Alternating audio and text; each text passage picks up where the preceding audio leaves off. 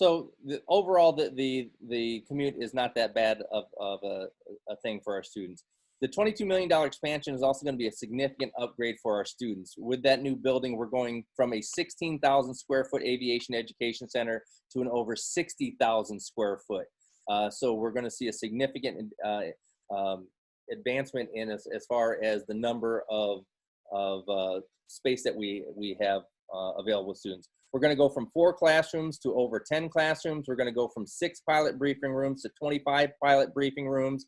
We're going to have a cafe out there, which is going to have like soups and sandwiches in there. We're going to have a consolidation of our faculty offices. We're going to have a new sim bay building in there that's going to be able to house up to 6 simulators, a paint booth, all sorts of great things for our students. So we're very excited to be able to offer that. Looking at the particular programs that we have. So we have our aviation flight science program. And with our aviation flight science program, this is again our program that are going to train people to become professional pilots. And this program, what we'll do is we can take people from private, instrument, and the commercial license. We train at the Part 141 levels. And when students finish up their private, instrument, and commercial course, they'll finish with anywhere from about 200 to 250 hours of flight time. Because of the fact that we train at the Part 141 level, and because also our main curriculum is made up of a majority of aviation-specific courses, our students and our graduates qualify for the restricted ATP. So at 1,000 hours instead of 1,500 hours. That means that they can get hired in at an airline 500 hours sooner than somebody that has to get their regular standard airline transport pilot's license. As I mentioned, we are one of 3 programs in the country that is partnered with both United Aviate and also the Delta Propel program. And then the big question that we have is, when will I fly? And when we start looking at that question, we have to also approach it from two perspectives now, pre-COVID and post-COVID. Pre-COVID, we were in a very robust hiring situation. The industry was hiring people at a very rapid rate. And there was very quickly it created a nationwide certified flight instructor shortage. And at times we found that we had more students that were wanting to fly than we had flight instructors to help them. So what we have chosen to do, what we chose to do was we chose to adopt a policy where we don't guarantee that students will start flying immediately, or we don't guarantee them a start date when they will start flying at Western Michigan University. What we want to do is basically under promise and hopefully over deliver and get people started flying, but we're just not going to guarantee it. Now, looking at the post-COVID world, as we are operating in it right now, we do know that the demand in aviation is still there, but it has slowed up. Hiring has slowed up. The hiring classes have been postponed. So we do anticipate that there the possibility of a flight instructor surplus. But with that being said, we still have a delay that we have to catch up from the fact that we hadn't been flying for the previous 2 months. So as a result, we're still in the mode where we won't guarantee a flight start for students at that first year. Now, understand that we will get students flying as soon as possible. Our goal is to get them in the air as soon as we can. And if we can get them in that first year, we definitely will. Again, it is our belief and our philosophy that what we want to do is to underpromise and hopefully over-deliver. Now, going into what it actually looks like to learn to fly. So in addition to paying for tuition and room and board, students also have to be cognizant about the fact that learning to fly is going to also involve the flight science lab and the lab fees that are associated with it. When you look here, our flight labs are broken up into 5 different labs. 2 of them make up the private pilot, 1 makes up the instrument rating, and then 2 make up the commercial multi-engine with a single engine add-on. You're only assessed these fees for these particular courses when you actually enroll them. And when you add them all up, you get a total estimated cost of just over $68,000 for your flight fees. And like I said, you're only assessed these fees when you enroll in that course. So you don't automatically get a one bill for an additional $68,000. But when you enroll in AVS 1520, on top of tuition and room and board, you would also get assessed at the $10,700 for that flight lab. Now, one thing we want people to be aware of is how that we come up with our estimated costs. And these estimated costs, when you look at the bottom, you'll see that flight fees are based on an estimated cost of completion, the minimum cost plus a 10%. Now, training at the Part 141 level, the FAA says that students should complete all of these ratings with about 190 hours of flight time. But and there are a few, often, or not often, very few students hit those 190 hours. More often than not, most students go over that. Most students will finish with about 200 to 250 hours of flight time. Flying is not a natural act, and sometimes it takes multiple hours in order to become proficient at a particular skill set. So what we have chosen to do at Western Michigan University is we've taken that minimum cost when we've added a 10% buffer in there. We've also taken in there and added all the additional expenses that a student may incur for flying. You have to have headsets, you have to have charts, you have to have the little E6B whiz wheel, you have to have FAA check ride fees, you have FAA tests. And we've added all of those in there to give you a better estimated cost of what it might actually cost to learn how to fly. Now, with that being said, what we want students to be aware of is that you are only charged what you use. And now so some students will come in under budget and some students will come in over budget. And now there are certain things that students can't control, and some might be flight aptitude. Some people just take to flying very naturally. It comes to them very easily. Other students have to work at it a little bit harder, but that's okay. Doesn't mean that they can't achieve their dream of becoming a pilot. They just might have to put a little bit more effort into it. But there are things that students can do that can impact the cost of their budget, and students can impact this either positively by coming in under budget or negatively by going over budget. And those things could be things such as student motivation, student dedication, student commitment to flight training, not taking any unnecessary breaks in the flight training, showing up to their lessons prepared and ready to learn. When students do that, we've seen them come in under $2,000 to $8,000 under this estimated cost. On the flip side, we've seen students impact this negatively by showing up to their lessons late or not showing up at all, by coming into their lessons not prepared to learn, and all of those things. And we've seen students go over it by anywhere from $5,000 to $10,000. So students can impact this very, very significantly. Now, Micah asked a question, what does it look like if you already have your private? If you have your private, what you'll do is you'll remove the ABS 1520 and 1525 from this estimated cost. But down there in the elective flight courses, you'll see our private pilot transition course. If you come in with your private, the first class that you'll take with us as far as flying is concerned is our private pilot transition course. The private pilot transition course consists of three things. One, it does a skill evaluation to make sure that you're up to the Part 141 standards that we train to, and also the knowledge that we require. The second is that we will familiarize with how we operate at Western. We operate very much like an airline does, our approach procedures, our departure procedures, all of those things. And the third is getting you up to speed with the aircraft that we fly, the Cirrus SR-20. If you look at Matthew's picture, behind him is a picture of a Cirrus, and behind me is a flight line of our Cirrus. So getting familiarized with the Cirrus and the avionics platform, we said. Now, when you're doing your private, what we would encourage you to do is understand that we do a very, very rigorous flight training program here. So when you're doing it, if you have chosen to do your private, make sure that you get everything out of it as possible. The private pilot transition course is a minimum of 10 to 11 lessons, takes a minimum of 4 to 6 weeks to do, and roughly a minimum of about $5,600. So students that have come from a very robust private pilot training program usually come in and do pretty well on it. Students that go to have a little bit more skeletal training, and if they come to us with marginal skills, we've seen that private pilot transition course, instead of taking 10 or 11 lessons and 4 to 6 weeks, it takes them many, many more lessons, and it's taken them 6 months to complete. And instead of costing $5,000, it ends up costing them 2 to 3 times as much. So Matthew, you came in with your private, correct? So you want to talk a little bit about that? Yeah, so coming with my private license, the transition course is going to get a lot thrown at you in a really short amount of time, but done within about a month. That's how much time it's actually supposed to take, is about a month to 6 weeks. My roommate, on the other hand, it took him 6 months. And as Tom was saying, it really kind of came down to how we got our private pilot's license done. I did mine at a flight school in the area, very reputable.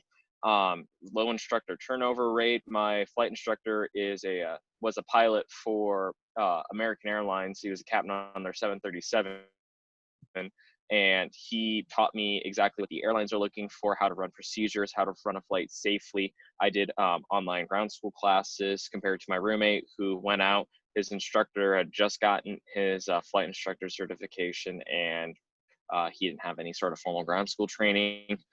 So that's kind of the difference between us.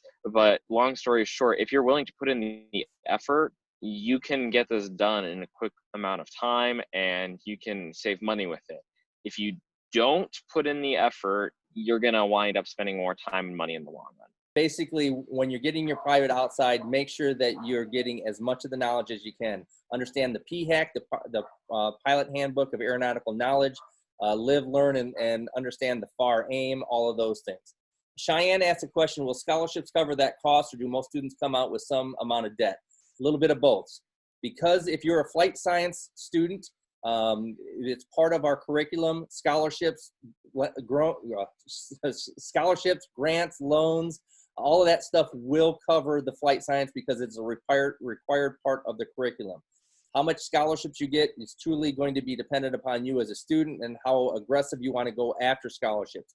I have had students of ours that have walked out with only about $5,000 or $6,000 of student loan debt because they approach scholarships much like a full-time job, and they paid for their tuition, their room and board, and the majority of their flight fees through scholarships. We've also had students that have loaned themselves completely out by doing this. So it's usually a little bit of a mixture of both.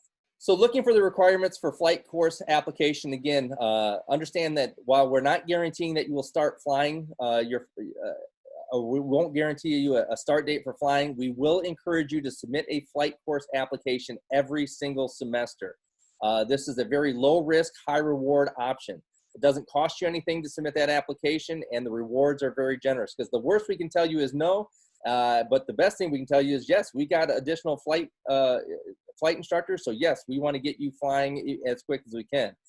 But so while we may not be guaranteeing a flight start for those students, you'll see that there are criteria that are established for us to consider incoming freshmen. And for incoming freshmen to be considered for a flight slot, they have to have a minimum high school GPA of 3.0. You'll see underneath that bullet point that says you have to have a minimum ACT 20 or SAT of 1070. That is going away because Western Michigan University is going test optional. But what you will then see is that we will be using what we call the ALEX test. And so when you come to orientation, you have to have on your ALEX math placement of a math 1110 or higher. If you meet those criteria, you can submit your application for flight. Once you get one semester's worth of work under your belt at Western Michigan University, we quit looking at your high school academic portfolio and we focus on your WMU GPA. Now, in order to be considered for a flight slot and to maintain a flight slot, and maintain is very important, you'll see that you must have a cumulative 2.75 overall WMU GPA with a 3.0 overall in your aviation courses. I always tell students and parents, forget about that 2.75. Your minimum target should be a 3.0 GPA. What we want you to understand is how we prioritize flight slots. We prioritize flight slots based upon two things. One, the number of academic credit hours that you have successfully completed, and two, your academic portfolio, if you will, in your GPA.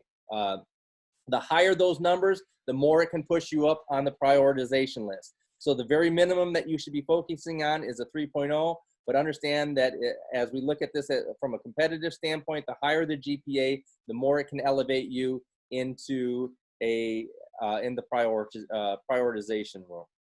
What I also want to show you is that all of these things are on our web page. So if you go to the College of Aviation webpage, which is wmich.edu/aviation, and for example, we're talking about flight science, so you go down to academics, click on academics, and you'll see flight science. When you click on flight science, you can look at a couple things. One, you can look at our flight fee sheet. It's all there.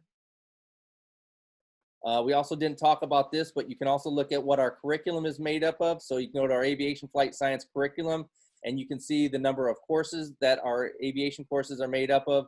And then when looking at the flight training application, you can go to the initial flight training application and you can see the academic requirements, the FAA medical requirements, and at the very bottom of the page, you'll see the flight application windows. So currently, right now, at July 1st, our application for fall will close tonight at midnight. And then so we would tell incoming freshmen, submit that fall application. It usually opens June 1st, closes on July 1st. If they don't get accepted, then they'll want to submit that flight application for spring, which opens up September 9th, closes on October 15th. Again, keep submitting that application for each semester until you actually get it. So Joe just asked a question, how do we get an FAA second class medical certificate? So right here where we are. So at Western Michigan University, we do require our students to get a second class medical, but we actually strongly encourage you to get a first class medical. The reason we encourage the first class medical is because that's the medical that you need in order to fly professionally. And what we don't want you to have happen is to go through our aviation program, and then you go to get that first job, you say, hello industry, here I am, and then there's something in your medical that may prevent you from doing it or might present a little bit of a hurdle. So what we do is we encourage you to get that FAA first class medical, although we do require the second class. In order to get the medical, you have to go to a licensed Federal Aviation Administration aviation medical examiner. At the very bottom of this page, there's a website where you can go to faa.gov and look up designee locator. There are aviation medical examiners all over the United States, all over the world actually, and you can go in, type your address, and there's probably one in your area. What you want to do is tell them that you're going into a university program for professional pilots, and that at the very minimum, you should have a second class medical, but we strongly encourage that you get the first. So lastly, just to kind of sum up again, we talked about this briefly, but once again, as you look on the left, that's a letter that we have sent out last year. That's last year's letter that came from our dean, Captain Dave Powell, which kind of highlighted and talked a little bit about the fact that we weren't guaranteeing a flight start for the students. Once again, what I want you to walk away from is we really have the goal to get you flying as soon as possible. We don't want you to not fly. But there are certain variables that are out of our control. One, the industry, and when it hires and how it hires, because when it's in the fevered pitch that it is, sometimes we have more students than we have flight instructors, because the flight instructors all got hired out. Last year, actually at the start of a year and a half ago, we lost 15 flight instructors in the first 2 months of the semester. 15 doesn't sound like an awful lot until you realize that those were senior level flight instructors that were managing caseloads of 8 to 10 students each. And so all of a sudden we had 120 to 150 students that were displaced, and we had to deal with them first before we could take new ones on. But again, understand that our goal is to get you flying as soon as possible. So while we don't guarantee that you will start flying during your first year, we do encourage you to submit your flight application every single semester. It's a low risk, high reward option. And when you look at our success rate, we've actually been very, very successful over the previous 2 years, in that we have actually been able to accommodate all new students that were academically eligible, that met those criteria that we just talked about, and those students that had submitted their flight application sometime during that first year. Now that could have been fall semester, spring semester, summer 1, or summer 2, but that's not bad. So, and if you actually look at what happened this year for fall semester, we didn't start a whole lot of new students. When I new students, I mean new freshmen. But spring semester, we actually had 130 applications that came in. Of those 130, 50 of them were not academically eligible. So they were voided immediately. That left 80 viable applications, which we accepted. Of those 80 students that started flying, more than half of them were actually new students. So those were new students to Western that a year prior were finishing their senior year in high school, and they were told that we would not guarantee them a flight start. They came to Western, and most of them had to wait a whopping 4 to 5 months before they started to fly. Actually, some of them started in late November, so they had to wait a whole 3 months. That's definitely how we are under-promising to our students, but hopefully over-delivering. Now, not flying, while it sounds awful, it also has some benefits. And so I'm going to let Michael and Matthew talk a little bit about, if you're not flying, what do you do at Western? What does it look like? Is it bad? Is it good? What, from a student? So if you're not flying right away, like Tom said, it's not the end of the world. What you can focus on instead is, first off, making sure that you're getting your Western GPA where you want it to be. Because again, that's one of the things we really look for with your flight application. The other thing is you get the chance to actually kind of experience what it's like to be a college freshman. You're not worried about going out to the airport constantly. You can focus on making friends, exploring what it's like to live on your own for the first time. Do some of the wonderful registered student organizations we have on campus, both aviation and just general. You'll also get the chance to experience all of the different events that Kalamazoo and Western have to offer. You really get to have fun and experience college as most people get to without worrying about flying at all. And that way, when you get to the flying, you can really appreciate both the experience that you have here at Western as well as the chance of actually getting to go fly. All right, so it kind of did really help me with my first semester. I didn't get my slot until the end of the spring semester, the spring semester of my freshman year. So it did really help me adjust a little bit to college, get a feel for that workload, making sure that I got academically eligible for when I would be able to apply for the slot.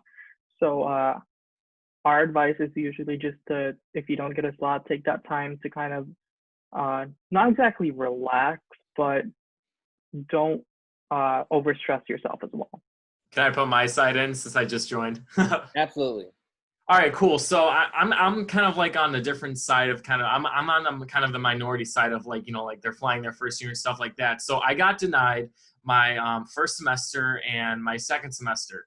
And so what I did was, when I found out I was denied for my second semester, I went outside at a Part 61 school in the local Kalamazoo area, and I flew through my private from was it March of my freshman year, and then and I finished that of August right before my sophomore year. And then I came into the working on the transition course in late November. But during that time, I was able to start early because I applied for the spring semester, but they had transition course students start in early November. But anyways, when I wasn't flying at Western, I was, because like on the outside, there's no grades or GPA that transferred over to Western when you're flying outside of Western, getting that private. So I was able to really focus on getting my grades up higher. And the cool thing was I'm very actively participating in the Bronco marching band.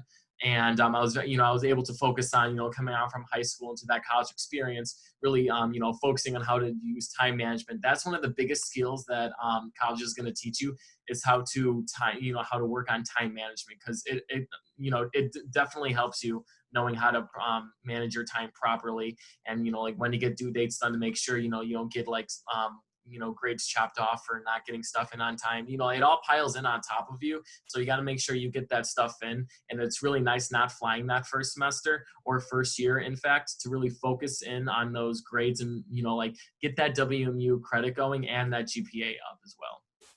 So Ryan Sullivan asked, does having a private pilot license decrease the likelihood of not getting a flight slot? So when it goes back to that prioritization list, if you come in with your private pilot's license, understand, again, we talked about prioritizing. We prioritize students based upon two things: the number of academic credit hours that they have successfully completed, and then their academic portfolio, meaning GPAs. Now, if we have two students that are identical in both of those things, and we have one flight slot available, and one of them has their private and one of them doesn't, a person with a private pilot will get a few extra bonus points, which sometimes may put them over the other student. Now, when getting your private pilot's license, one thing that we would say, if you were a junior in high school right now, or you just finished up your junior year, yeah, go get your private. It's a great thing to do. It helps to solidify your interest in aviation. Just make sure that you're looking at a quality program. Look into the program. Try not to focus just on price, because a lot of times the old saying, you'll get what you pay for. However, if you're a senior right now and you're looking at starting in the university in the next few months, getting your private may not be your best option, because what you're going to do is you're going to get so far into it, then you're going to be starting the university, and then you're going to find that you're going to be trying to exist in two worlds. You're going to be at the university, then trying to go home and finish up your private. So, be understanding of that, because what should take a certain period of time gets elongated when you start adding in the complexity of trying to get back and forth between home and doing it. So just be aware of that. Does the application allow you to register for classes for an aviation major or just to be able to fly first before others? So Cheyenne asked that. So the flight application, first, in order to submit that flight application, you have to be an aviation student. So our aviation flight, you have to be accepted into our aviation flight science program. If you submit your application into Western and you have indicated that you want to major in aviation flight science, we do not have secondary admittance into the flight science program currently. Now, so you have to be accepted into an aviation flight science student. We will sometimes get students from outside in other programs such as aerospace engineering that would like to fly. They get the lowest priority because it's not part of their curriculum. Our students in the aviation flight science program, the flight labs are part of their curriculum, so they get priority over everybody. So hopefully that helped to answer that question a little bit. So looking at what, another benefit of coming in to Western is, one, ultimately what we want to do is get you jobs. So when you look at the quality of the aviation program that we have, you look at the types of aircraft that we train in the Cirrus, we train in Piper Seminole, we have an American champion super decathlon. So we have a very, very substantial fleet, plus the curriculum and the aviation curriculum. It usually results in very, very strong outcomes. We have relationships with just about all the major regional airlines, and typically your first, if you're going into the airlines, your first job in the airlines would be a place like Endeavor, SkyWest, Envoy, Republic, Mesa, ExpressJet, Piedmont, PSA. And it's not uncommon that once a week or once every couple of weeks, we got representatives from one of these companies coming in to engage with our students. So once students build up some time in those regional airlines, they then jump up. Some go into cargo like UPS, FedEx, Amazon. Some decide they want to go to a company like Southwest. Some want to use their time in those regionals and then build time to go up to Delta, United, or American. Other people like Dylan want to go corporate. So companies like Whirlpool, we have it's not uncommon that we have an intern that is going to Walmart Aviation, which is one of the larger corporate aviation departments. 45 minutes north of us in Grand Rapids, Michigan, is we have Amway Corporation, which has the largest corporate flight department, or one of the largest corporate flight departments in the United States as well. And that place is littered with WMU Broncos. So there's lots of options. So corporate, commercial aviation, we get a lot of people that want to go into the military.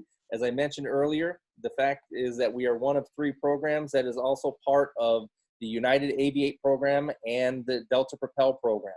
And these are accelerated pathway programs. If you go to our website and you go to the jobs, you can find information on both Aviate and Propel. Delta launched Propel about 2.5 years ago. They launched it with 7 colleges and universities. There were 8 locations when they had the 2 Embry-Riddles. United launched the Aviate program about 2.5 months with 4 programs. And you look at what the programs, there's only 3 programs in the country that are partnered with both Delta and United. So we think that really speaks volumes for the way the industry perceives our program. Looking at our aviation management and operations degree, in our management and operations program, this really combines kind of 2 passions. You have the passion of aviation plus a passion of business. There's a horrible dad joke, and I'm old enough to be some people's grandparents in today's world, that I can tell this joke. But there's a joke in, what makes airplanes actually run? And the punchline is money. Money, that's it. So in aviation management operations, it's all about looking at the efficiency of the industry, looking at how the profitability. And so doing a lot of things like business analysis and scheduling and dispatching and all those things. So with the aviation management operations, you get a very solid understanding of the aviation industry. Plus, you'll also take a lot of courses in our Hayworth College of Business. You'll take finance and law and marketing, economics, things like that. Embedded into the management operations is also coursework that is specifically targeting airport management, airport planning, supply chain management, aviation safety and security. There are a number of minors that people can also take that accentuate their job to help them specialize. And that could be getting a minor in aviation supply chain management. When we talk to some of the industry partners like Gulfstream says that if you had somebody with an aviation management degree with a specialization in supply chain management, they would hire them every single hour of the day. Business analytics, and again, understanding and analyzing strategies of business, economics, general business, things like that.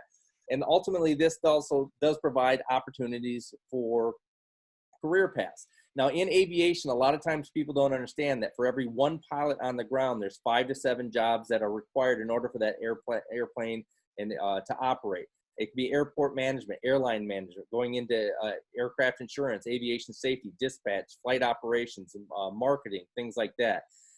So there's lots of different opportunities that people can have in this.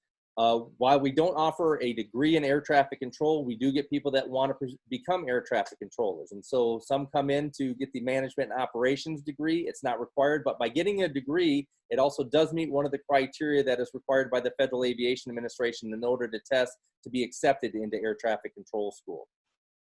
Lastly is our aviation technical operations. In our technical operations program, this is the program where the students are going to get the technical expertise to earn what is known as the Federal Aviation Administration Airframe and Power Plant License, or the AMP certification. It's a very hands-on program, but what it also makes Western a little bit unique is the fact that we also, in addition to all the technical training, we offer this as a bachelor's degree. So it really allows our students to become kind of the masters of their own destiny.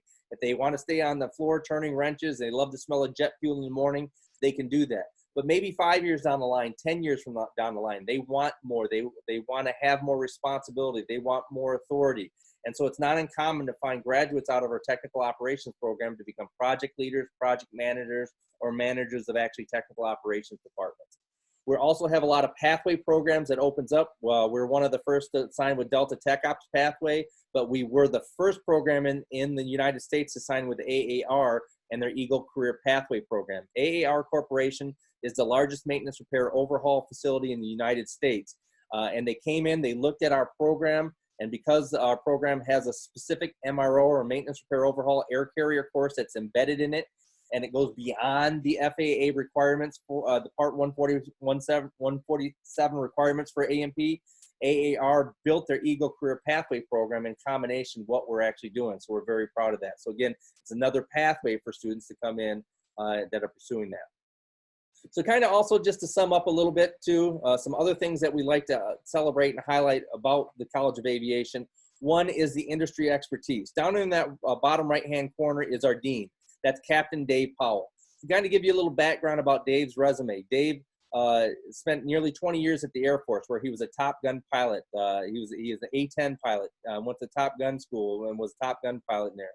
So when you go see Maverick, it comes out hopefully here in the next couple months, understand that Maverick's got nothing on our dean, Captain Powell. Way better than Maverick ever was, because Dave flew the A-10s. Maverick only flies those other airplanes out there. But anyway, I just joked a little bit. But more importantly, after Dave left the Air Force, he went to United Airlines, and he spent nearly 20 years at United Airlines, where he was a pilot, he was a chief pilot, and he was a hiring manager. When he was a chief pilot, he managed 3 of the largest domiciles that United Airlines offered, O'Hare, Miami, and San Francisco. Nearly about 18 years ago, he came with a leadership team from United Airlines, and they came in and they wanted to evolve and revolutionize collegiate aviation, because collegiate aviation had not changed since the 1950s. And so Dave and his team wanted to make industry-ready graduates. So they developed a program where our graduates came out, and they were highly sought-after graduates, and they were the most qualified graduates that could be produced. And we see it time and time again. We got a lot of industry involvement, as I've already kind of talked a little bit about the regional airlines and Delta and United. We offer Delta Days. We also have something that we call Aviation Outlook Day. That's our annual career fair, where about 40 to 45 to 50 companies come in on for our career fair, and our students can engage with it. Our innovative training and equipment, flying the Cirrus, flying the Piper Seminoles. We were one of the first collegiate programs to embrace using glass cockpits. So in our Cirrus are actually equipped with the Avidyne R9 system, which is one of the most advanced avionics platforms that you can use in all of general aviation. And we've got great faculty and staff, some of the most passionate people that I know about. We're also pretty darn competitively priced. We already talked a little bit about the flight fees, but then you also have to look at tuition and room and board. And the fact is that Western is very competitively priced. If you're a resident of the state of Michigan, currently for this year, tuition is about $13,000 a year. For a non-Michigan resident, we charge 1.25 times whatever our resident rate is. So for a non-Michigan resident, it's about $16,000 a year. We also, we suggest people calculate about 10%, or excuse me, about $10,000 for room and board. So you'll see the estimated cost for Michigan is about $23,400. For a non-Michigan resident, it's about $26,500. Multiply those numbers by 4 years, add in the flight fees if you're a flight student, and that will tell you essentially about what you may spend and what you incur to get a degree in aviation, especially flight science. That's a lot of money. We understand that. Scholarships can help pay for it, things like that. But what we also want you to understand is that the data that we get from United and Delta continue to say that if a person comes in and gets a degree in aviation, they can look at earning anywhere from about $10 to $18 million over the course of their career if they're pursuing aviation and if they're pursuing a professional pilot pathway program. The return on investment in tech ops is also very good. About 4 years ago, I toured Delta Tech Ops down in Atlanta, and the average salary of a 7-year tech ops person at Delta was about $117,000, $120,000 a year.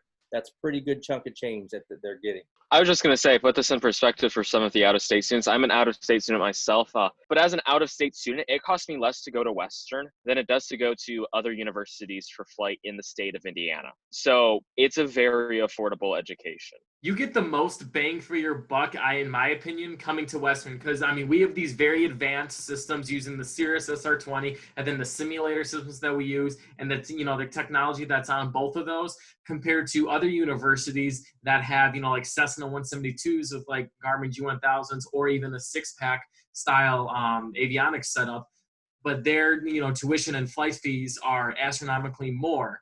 And I just feel like when you come to Western, you get the best bang for your buck. Obviously, I'm being biased, but like if you look at the facts, like it honestly shows like, hey, like you have this very advanced aircraft, but you don't have it at like 80 grand a year for like tuition each year or something like that. It's very affordable, and you get to use very high tech equipment.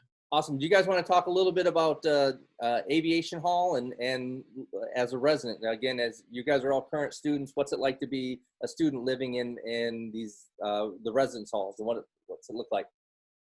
Now, even though like the new residence hall for aviation is actually being moved to Valley One, it wasn't originally in Henry Hall, but like it's the same community aspect. It's just in a different building. But like living in the aviation learning community allowed me to really, like expand like my friendships to like all those different kind of other aviation majors instead of the flight science majors. I was able to meet the other two majors as well. So I think that was really nice because a lot of, like a big chunk of these intro aviation classes are the same across all three majors, like intro to aviation, power plants, airframes, crew resource management, classes like those are usually the same across all three majors. And, you get to meet these, like you live with these people in the aviation learning community, and you see them in class, and it's really nice because there's plenty of study sessions held like in the aviation learning community, which I think definitely helps out a lot. Studies show that students who live in their majors like specified learning community have an overall GPA of like I think it's 0.5 higher or something like that. They just overall have a better grade. So it helps them out because they're surrounded by like aviation nerds, so to speak, if you want to put it in that in those terms. But like it helps you out. There's study sessions, and like the really good thing is that a lot of our registered student organizations for aviation actually base a lot of their events and activities around the aviation learning community dorm.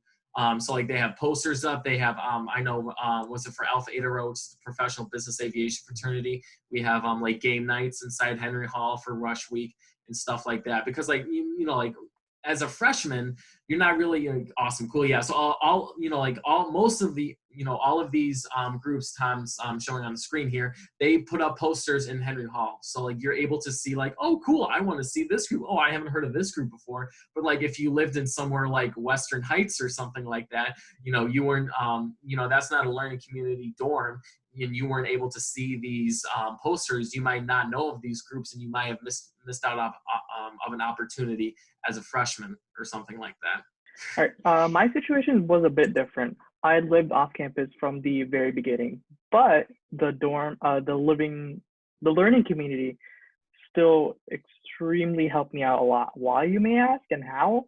Because my first few friends at Western lived in the learning community, and that kind of exposed me to a whole more bunch of people until at the end of the first 2 weeks, I basically had a new group of about 20 to 30 friends. So that really helped me out with finding people to study with, finding people to help me answer questions that I may have, just overall the university experience, but still within that small college feel of the College of Aviation right there. Awesome. Matthew, you want to talk a little bit about the diversity? Yeah, so some of the organizations that we have at Western, we have the National Gay Pilots Association, Organization of Black Airspace Professionals, a Women in Aviation. We call these our diversity organizations because that's kind of what the goal is. We want to diversify aviation because right now the majority of the aviation professional industry is made up of a bunch of white guys. So these are great organizations to be a part of. And the great thing about them also is you don't have to check that box to be a part of it. I think the best example is I'm actually the vice president of Western's Women in Aviation chapter. I don't identify as a woman. I just really want to see more women in aviation. Plus, it gives you the opportunity to do so many fun and great experiences. For example, Women in Aviation this year, we've been to the Sears Tower in downtown Chicago to United's world headquarters. We were flown down by American Airlines to tour their training center in Dallas. We went to the Women in Aviation International Conference in Orlando back in March, and there's a bunch of different trade shows for all of these organizations. NGPA has theirs every year in Palm Springs. Next year, Women in Aviation is going to be in Reno. But these trade shows are a great way to go out and get exposed to the industry. Airlines are there. All the major maintenance or overhaul facilities are there. I know people have been outright hired or given internship opportunities at these events. So all that to say is these organizations are there to help the aviation industry, but also help you more specifically. That's also not to mention the $1.4 million in scholarship Women in Aviation alone gave out this year, not even including OBAPs or NGPAs.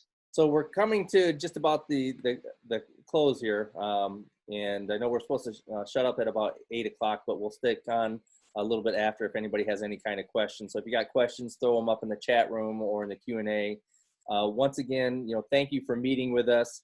And I want to say that if you want to also set up an individualized presentation, I know this was a very, very quick overview, and it's sometimes not the most personal way. So to do this, we also set up those individual meetings. And typically when you set up the individual meetings, you'll meet with me or one of my other colleagues, one of the other full-time staff members of the college, and then also one or two extra students that show up to really talk more in depth about the program.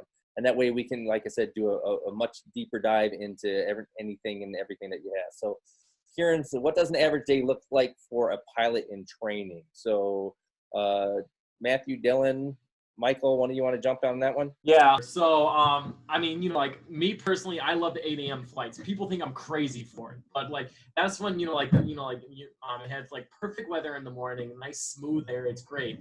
And like for me personally, I get up like at 6 o'clock in the morning, get some good breakfast, stay hydrated and stuff like that. Drive out to the airport, have a flight from 8 to 10 or something like that. And in the middle of the day, that's when usually I have classes. I go through my classes, and in the first semester I have marching band at the end of the day and stuff like that. And usually late at night I have the meetings for the Alpha Eta Rho Business Aviation Fraternity on Thursdays and stuff like that. So it really kind of depends on how you like schedule your classes and how you like if you want to have 8 a.m.s or if you want to have like 2 a.m. flights or 2 p.m. flights, something like that. So it all kind of depends on what you personally want to do.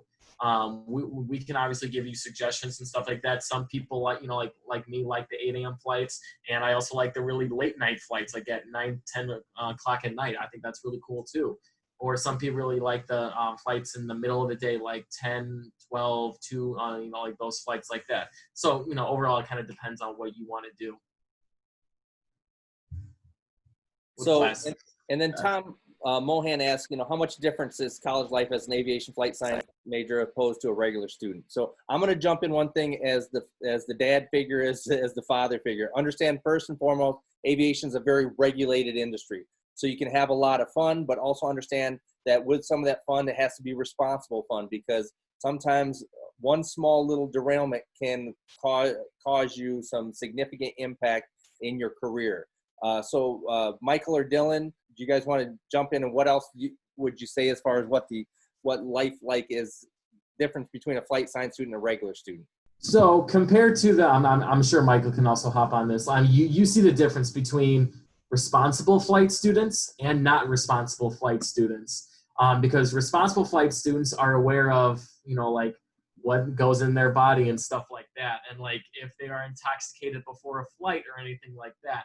And we have random drug tests throughout the year, and like of course you don't know when you're going to get tested and anything like that, but if you do not want to ruin your career, you really have to be smart about what you do in college. Like be careful you're not in any photos that get posted to the internet, because like HR people at wherever you want to go work at later on, they will do a full out search into your social media. And if they see something like, oh, you're in the background of a picture, but there's a red Solo cup in the picture, they're gonna like judge that very hard on you, and you may not get the job off of that. Michael, you want to add on to that? Yeah, so just like Dylan said, there's that difference with them, but an aviation student, not that difficult, but you do have to be more careful. You just have to be a lot more vigilant, a lot more aware of what's happening around you and what you're doing as well. Be aware of anything with like major like drug things on your record or alcohol, because that can come back to haunt you, or like even a simple speeding ticket that can haunt you later on down the road in an interview. So you really have to be cognizant. And I'll just add on, so you have a lot of fun, and you have a little bit more responsibility. I would think that, but you're smart about it. You have fun, but you can still go to football games. You still go you can still go to events and parties and things like that. But you just have to be cognizant of, like Dylan and Michael were saying, of your actions. Actions have consequences. Sometimes those consequences are strong. Sometimes they're weak. And so you just have to be smart about it and understand that sometimes those decisions may have long-term consequences. And you have to ask, if by going to this party, is it really going to be, is it worth jeopardizing my career over? A minor in possession, a DUI will derail you quicker than you can imagine, because you can no longer fly internationally. So there's lots of things that you want to be cognizant of. But again, it's a great time. It's the best 4 years of your life that you do, that you can have. So Sergio asks, can you do a sport and do aviation at the same time? And the answer to that is yes. You just become an expert at time management. We've had people, Sean Egglesfield, if you go to our alumni page and dig down deeper, a few years ago, I did an article on Sean Egglesfield. Sean Egglesfield came to us and he played football with us at Western Michigan University. And now he's a captain at Southwest. So you can definitely do it. We've got people that play basketball. We've got a couple players on the hockey team. So definitely it's doable. So I know we're about 6 minutes past. I apologize, everybody. Thank you very much. Again, if you want to set up a individualized appointment, please email me. We'd love to continue the conversation with you. Thank you all for joining us tonight. Have a great evening, and we'll talk to you later.